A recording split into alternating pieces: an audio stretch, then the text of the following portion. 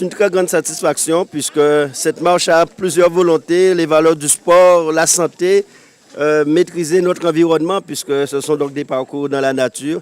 Encore merci à toutes celles et ceux qui participent aujourd'hui et bonne marche.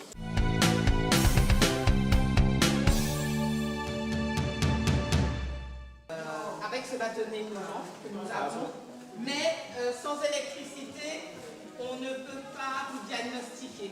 Voilà. C'est vraiment dommage. C'est ceci. C'est tout, ouais. C'est Mac Diagnostic. Alors, eh bien, attendez. Prenez le bâton à deux mains. À deux mains comme ceci. Voilà. Voilà. Ça s'allume. Voilà. Et en 1 minute. Alors si c'est vert, ben, c'est que c'est tout bon, vous pouvez aller vous entraîner. On croise les doigts pour que ce soit tout vert.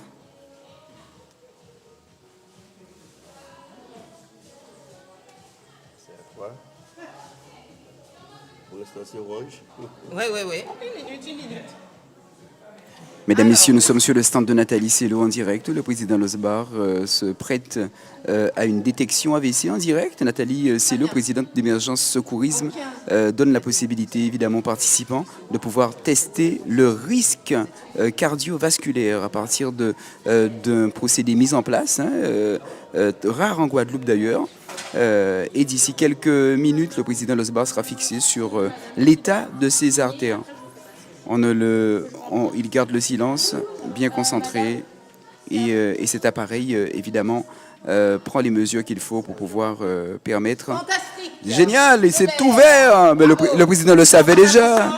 Il savait, il est rassuré, mais il le savait déjà. Asseyez-vous. Faire la prise de tension.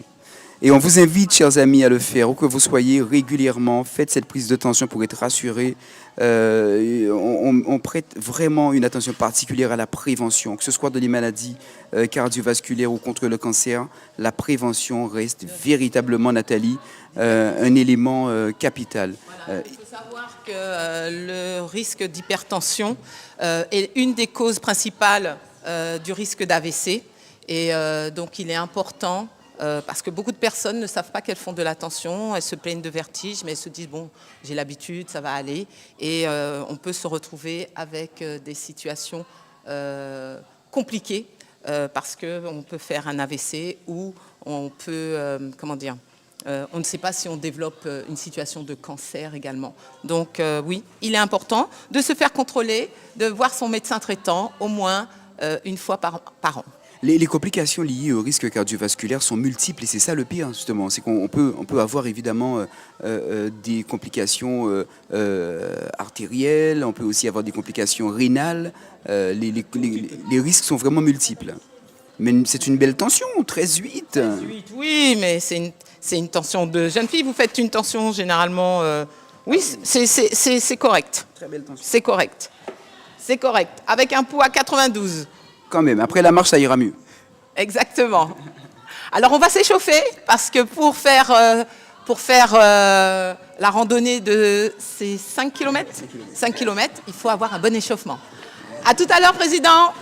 26 octobre 2024, nous avons le plaisir de recevoir pour la 2e édition de la Marche du Cœur. Marchons tous ensemble pour une meilleure santé.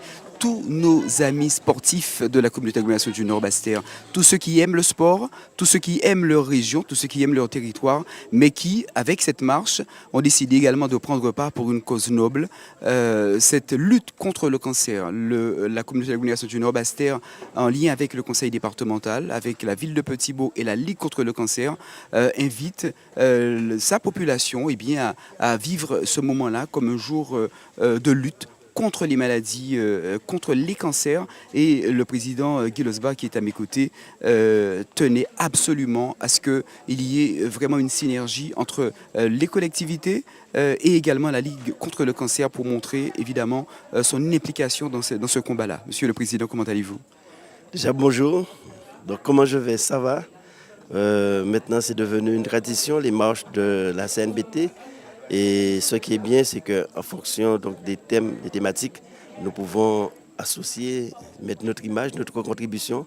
Comme vous l'avez dit, aujourd'hui, il s'agit donc, dans le cadre du mois d'Octobre Rose, de sensibiliser tout le monde sur la lutte contre le cancer Et il était tout à fait normal que la CNBT, en appui avec le département et la Ligue de cancer, puisse apporter sa contribution.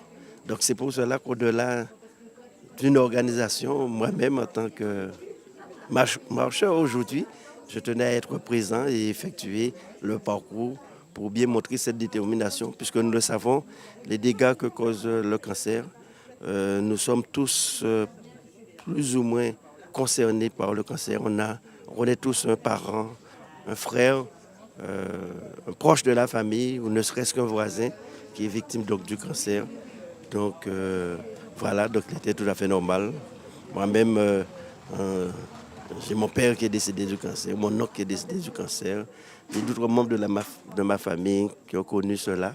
Donc il est tout à fait normal que je puisse être là et dire à tout le monde, quelle que soit sa contribution, l'essentiel c'est de manifester cette volonté.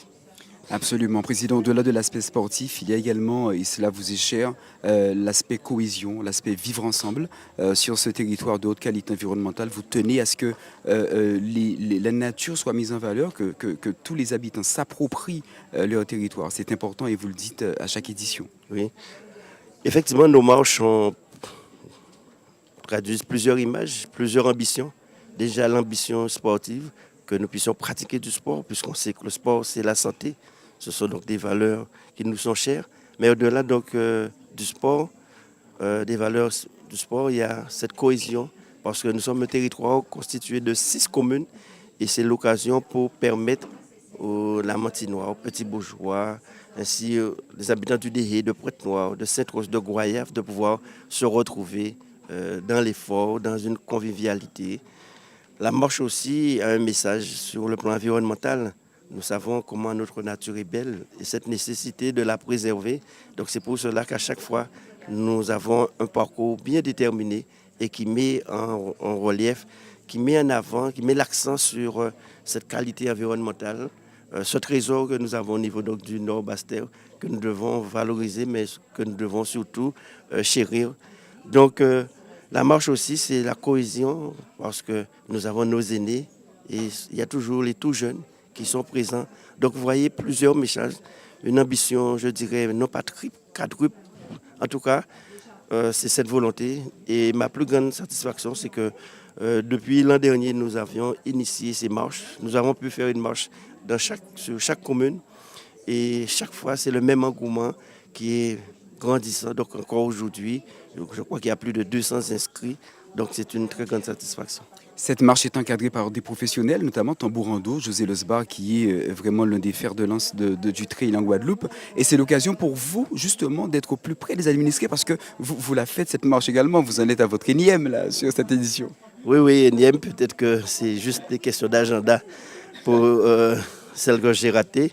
Mais sinon, c'est aussi l'occasion pour moi de féliciter ceux qui sont très impliqués. Effectivement, il y a l'association Tambourando, dirigée par José. Au niveau de la CNBT, il faut saluer aussi toute l'initiative, la détermination de Mme Palmis avec tous les autres. Je vois David qui est à côté de moi, toutes celles et ceux qui contribuent, puisque le président, il y a une volonté, mais s'il n'y a pas des collaborateurs et des collaboratrices, les choses ne peuvent pas se réaliser. Une dernière question avant de vous laisser rencontrer vos marcheurs, vos participants.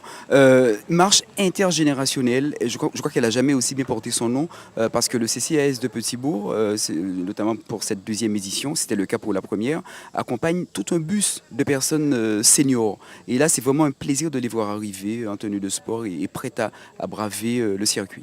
Effectivement, c'est que le sport, c'est la santé, le sport, c'est la cohésion, le sport, c'est l'environnement. Le sport, c'est l'intergénération entre les différents âges, populations.